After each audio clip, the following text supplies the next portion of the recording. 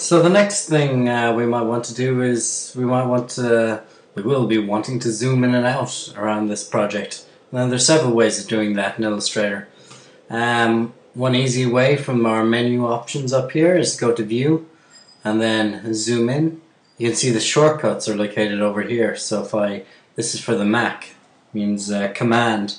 If I hold down Command key and press plus or minus, which you can find on your keyboard, or should be Control plus or minus on PC, we can zoom in and out of our project like this. Another way of doing it would be from the Tools palette over here. So we could go down to our Zoom tool over here, or we could press Z, as you see shows up beside it here is the shortcut, and I can zoom in like so. Now if I want to zoom out, I hold down Alt on the keyboard and click out. Now, as like in Photoshop, if you want to move around, you can just use the hand tool here just to move around inside your image. Okay. Now, what we have in Illustrator are what called artboards. I'll be showing you how to set up these artboards in a while, but you can see I have two in here.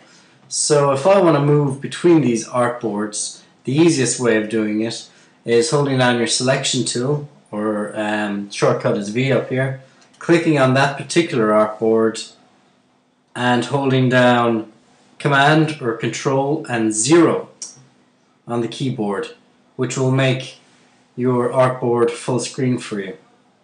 Okay, now while it's full screen, if you look down towards the bottom here, you can see you have artboard number 1 there.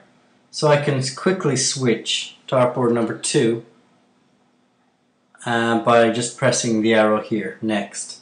And then I can go back to our previous artboard by going back to number 1. Now if I want to zoom out and see everything, both our artboards, we only have 2 in this project, instead of Command 0, which will zoom you in on the artboard you're selected on, hold down Command Alt and 0, which will zoom out and give you both your artboards in this full screen. Okay? So, next, one other way of zooming in is also to go back to your zoom tool, like in Photoshop.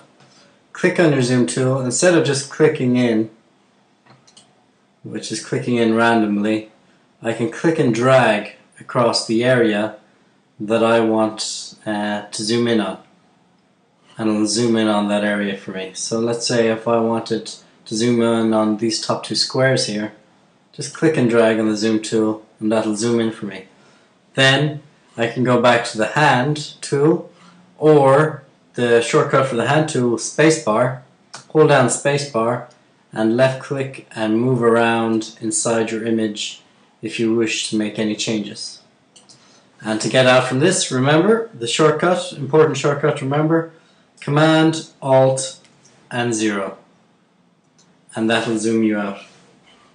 So we also have those shortcuts as well in Window up here, or sorry, View. So if we select on the artboard that we want to zoom in on, instead of pressing Command 0, which will zoom in on that particular artboard for me, we can go up to our tools to View, and we can just go to Fit Artboard in Window, in case you're not a fan of shortcuts. So that's Command and 0 will fit Artboard in Window, or Control and 0 if you're using a PC. Next, I want you to go to File, New, and we're going to create a new document. Here you can choose your document's name, whatever it may be. Let's say New Test. As you saw earlier, I showed you can pick different devices. So let's say if I wanted to create something for this time for video or film, something for our television screens, our standard would be PAL D1DV widescreen. Okay, and then we have our HD settings if we're creating something for high definition television, or this is actually for film, these settings down here, 2K and 4K. Okay, that's fine.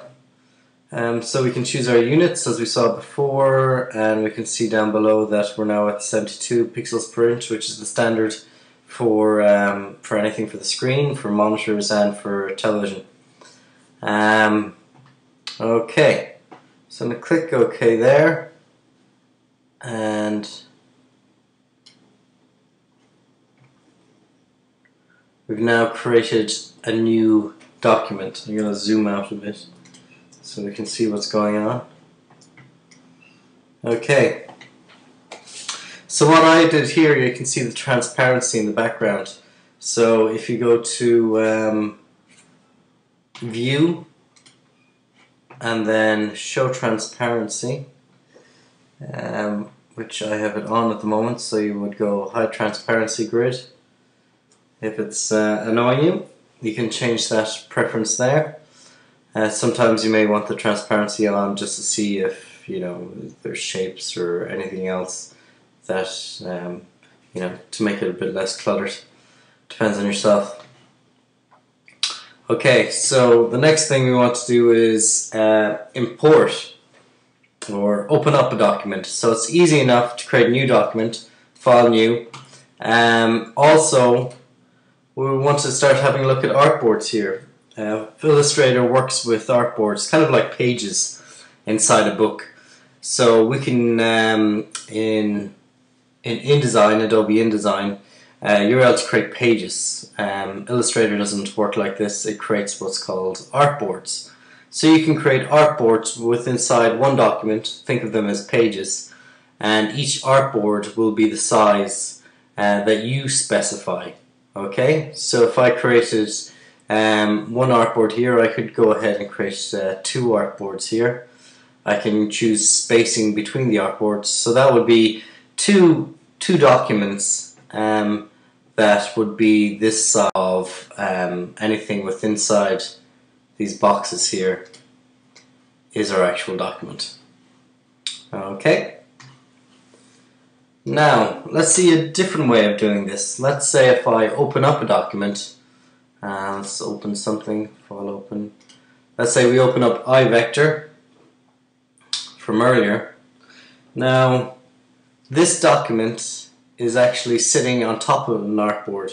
So if you import a picture or have a document inside an artboard, what you don't want is all this extra space that we have here. Let's just make this full screen by hitting